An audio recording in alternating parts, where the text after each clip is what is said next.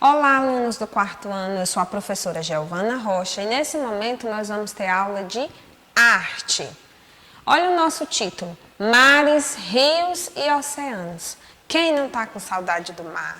Quem não queria tomar um belo banho de rio? Eu adoraria, mas o momento nós não podemos, certo? Então, nesse capítulo, você vai conhecer o impressionismo, que retrata muitas paisagens com água. Além disso, vai aprender também sobre o estudo das cores. Tia, mas eu vou estudar sobre águas em arte? Não, você vai estudar sobre paisagens com água, certo? Então, vamos observar aqui a nossa primeira imagem. Essa é a imagem de abertura do livro de vocês. Tem um menino observando um quadro. Então, você imagine quando esse pintor foi elaborar esse quadro.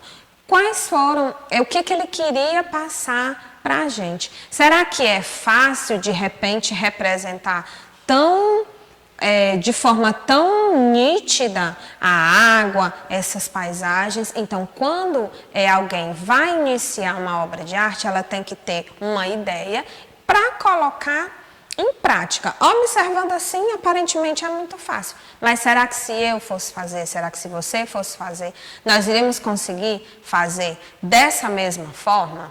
Meio difícil, né? Mas a gente tenta. Então, vamos lá. Impressionismo. O impressionismo foi um movimento que transformou a arte. Os artistas começaram a representar as paisagens por meio da pintura sem deixar os contornos nítidos, representando a impressão visual do próprio artista. Com isso, eles testaram as cores, suas misturas e perceberam que a existência da luz do sol nos objetos mudava a percepção que temos deles. Como assim? Se eu observo um determinado objeto de manhã e eu observar esse mesmo objeto ao entardecer, pode ser que eu o perceba de forma diferente, que a cor possa ter uma mudança. Então, o impressionismo vem relatando isso aí, certo? Sem deixar os contornos nítidos, representando a impressão do artista, como se eu de repente pudesse representar um rio, ou um lago, ou uma árvore, de acordo com a minha impressão, não daquela forma fechada, taxativa como ela tinha que ser.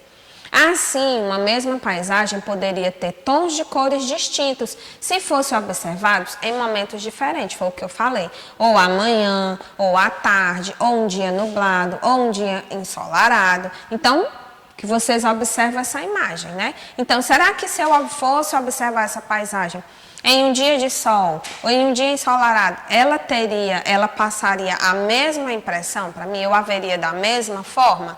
Com certeza não, porque vai depender da luz que está sendo lançada sobre ela, certo?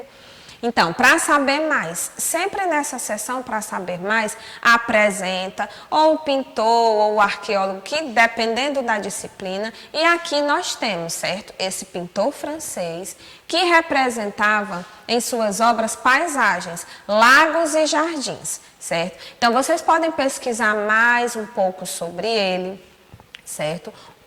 E vamos ver aqui o que diz. Um pouco aqui sobre ele. Assim, suas pinturas apresentam pinceladas curtas, rápidas e carregadas de tintas e com sombras coloridas. Então, ele foi desenvolvendo a própria forma de fazer seus trabalhos. Então, para que vocês conheçam mais vocês podem lançar lá na internet, pesquisar outras obras, além da que nós observamos no slide anterior, que aí vocês vão começar a entender que ele vai sempre usar essa pincelada curta, rápida, carregada de tintas e com sombras coloridas, certo? Então, procurem saber mais um pouco sobre ele. Continuando.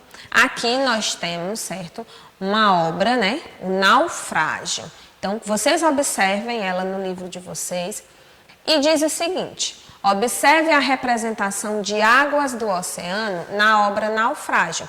Essa é uma pintura de William Turner. um pintor inglês que utilizava um estilo diferente do impressionismo, mas que também estudava os efeitos das luzes e das cores, nas águas e nas neblinas das paisagens. Sua pintura faz parte do romantismo, que valoriza a temática das paisagens e das emoções pessoais. Então, aqui o romantismo, diferente do impressionismo, ele tem essa questão da semelhança, de trabalhar também a questão das águas, só que aqui vai tentar trabalhar as emoções pessoais. Como assim, tia Giovana, vai passar emoção nas pinturas? Sim, as músicas, toda obra de arte, seja ela um grafite, seja ela uma tela, seja ela uma música, qualquer obra de arte, ela tem esse poder também de resgatar emoções, dependendo de como eu observo, o que eu vejo. Pode ser que não traga a mesma emoção para mim do que para o meu vizinho, mas dentro do romantismo buscava trazer essa questão das emoções, certo? Então observem, né? É uma imagem muito bela. Será que se eu fosse fazer, volto a vocês, eu iria conseguir fazer com tamanha perfeição? Não sabemos. Talvez sim, talvez não. E aqui é a seção mão na massa. Certo? O que vai pedir? Vai desenhar uma cena de naufrágio como você quiser, com as embarcações que desejar. Tente representar a ideia de movimento, certo? Já fizemos o fundo, tem o fundo para facilitar, e você vai aqui colocar a sua criatividade. Você vai desenhar as embarcações como desejar, não precisa seguir aquela que nós mostramos. Você vai usar a sua criatividade. Procure usar algo que dê para perceber de fato essas embarcações aqui, certo? Então, a nossa aula de arte, a tia Giovana reservou um momento para mostrar para vocês a OD do livro de vocês. Porque vocês sabem que a capa dos livros, elas têm sempre uma animação, certo? Então, na arte, eu reservei esse momento final da nossa aula para que vocês, para mostrar essa animação que vai falar sobre a nossa capa. No módulo 1, nós tínhamos lá, né, a Alice no País das Maravilhas, tinha o Espantalho, nós trabalhamos. E nessa 2, quem já parou para ver a animação do nosso livro? Então, pensando nisso, eu resolvi trazer essa OD para mostrar aqui para vocês, certo? Vocês vão assistir, vão conhecer a história da nossa capa e em seguida eu volto para finalizar, certo, a nossa aula. Você sabia que os tardígrados são animais microscópicos que sobrevivem a condições extremas de temperatura? Eles são alguns dos seres mais intrigantes que vivem no planeta Terra. Muita gente já deve saber, mas os rechonchudos de 8 patas são as criaturas mais resistentes do mundo. Esses pequenos primos distantes dos artrópodes não são capazes de resistir apenas ao frio e ao calor extremo, mas também a longos períodos sem se alimentar e até mesmo a grandes índices de radiação. Você sabia que se houvesse um vulcão que destruísse todo ser vivo do planeta Terra, os tardígrados seriam os primeiros a habitar o nosso planeta novamente? Por aguentarem condições tão extremas de calor, frio, aridez e escassez de alimento, os tardígrados são pioneiros de ecossistemas. Esse filo geralmente é o primeiro a se instalar em ambientes inóspitos e iniciar aquilo que é denominado de sucessão ecológica pela biologia.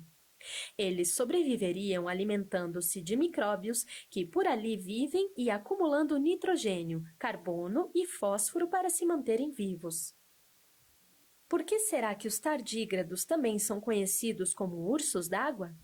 O cientista Lázaro Spallanzani descobriu que a maioria das espécies pertencentes ao filo medem entre 0,3 a 0,5 milímetros, sendo que a maior delas pode atingir 1,2 milímetros. Spallanzani observava sedimentos restantes da calha da chuva, quando, ao adicionar água, avistou em seu microscópio pequenas criaturas com aparência de urso. É daí também que vem o nome popular pelo qual essas pequenas criaturas são conhecidas, ursos d'água. Quando retiradas de seu habitat natural, a água, elas se encolhem e se desidratam completamente, entrando em um estado de hibernação chamado criptobiose. Por isso, ele resiste a temperaturas extremas. Esse animal é quase imortal. Como será que funciona o corpo desse pequeno animal? Seus corpos em formato cilíndrico possuem 4 pares de pernas sem articulação, 8 patas com garras. Sua boca tubular possui 2 estiletes que são utilizados para perfurar células de plantas, algas ou pequenos invertebrados. Embora seu intestino ocupe a maior parte de seu comprimento, algumas espécies defecam apenas quando realizam a troca de pele. Por não possuir órgãos respiratórios, a troca de gases com o ambiente ocorre em toda a extensão de seu corpo. Seu sistema nervoso é composto por um cérebro com múltiplos lóbulos ligados a um gânglio abaixo do esôfago, de onde sai um cordão venoso ventral que percorre o comprimento do corpo. Você sabia que qualquer pessoa pode encontrar esse pequeno animal? Vamos experimentar? A Faculdade Carleton, nos Estados Unidos, fez um guia de como encontrar as criaturas. Confira algumas das dicas. Colete um montinho de musgo ou líquen, seco ou úmido, e o coloque em um prato raso. Deixe ensopado de água, de preferência água da chuva ou água destilada, por até 24 horas. Remova e descarte o restante da água. Chacoalhe ou esprema os montinhos de musgo ou líquen em outra louça para coletar a água que ficou acumulada. Examine essa água em um microscópio.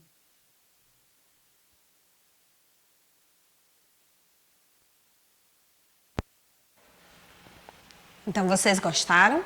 Certo? Então, esse livro tinha, mas isso aqui parece ciências. Mas lembra que eu falo sempre para vocês sobre a interdisciplinaridade, trabalhar uma disciplina dentro da outra.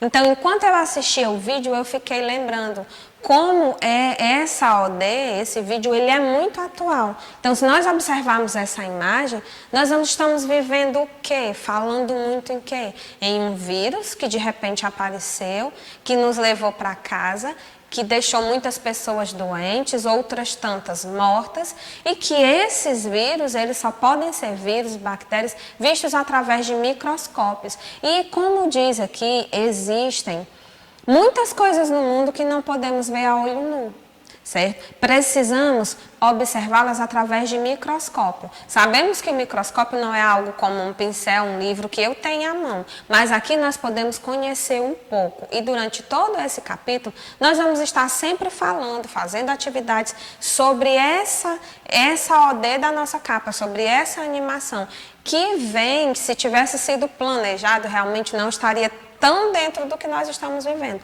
Um momento onde um vírus minúsculo, que ninguém consegue ver a olho nu, foi capaz de parar o mundo todo. Então, já pensou se não fosse a inteligência que Deus deu, que os cientistas, que as pessoas que estudam para isso, os biólogos têm, todas as pessoas que estão ligadas a essa área, se não fosse essa capacidade, será que a humanidade seria exterminada? Não podemos saber, mas como nós temos esse conhecimento, os conhecimentos de usar microscópio, de poder fazer remédios, quem sabe daqui uns dias nós temos fé que estaremos juntos novamente. Então, espero que vocês tenham gostado. Se vocês quiserem ver novamente, aponta o celular para a capa do livro, que vocês vão poder ver, analisar e entender com mais clareza sobre essa nossa animação. Então, eu conto com vocês e até a próxima aula.